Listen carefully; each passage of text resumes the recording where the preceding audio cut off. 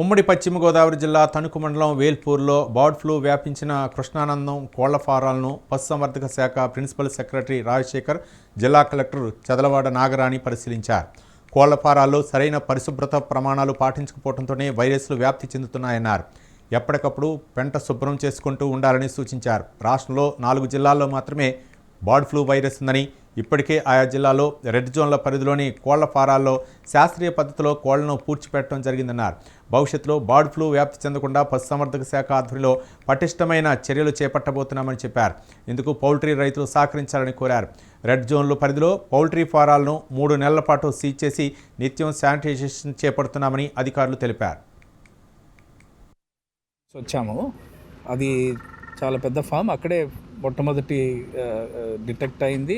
Information కూడా బయటకు వచ్చింది ఆ ఫామ్ ద్వారానే. శానిటేషన్ చాలా పెద్ద ఇష్యూ కింద ఇప్పుడు కనిపిస్తుంది. ముఖ్యంగా ఈ షెడ్స్ కింద ఉన్న లిట్టర్ అది రోజు క్లీన్ చేయక్కర్లేదు, బట్ లైమ్ వేసి అది సొలిడిఫై అయిన తర్వాత తీసేస్తూ ఉండాలి, స్లరీగా ఉండకూడదు. అది మోస్ట్ ఆఫ్ ది ఫార్మ్స్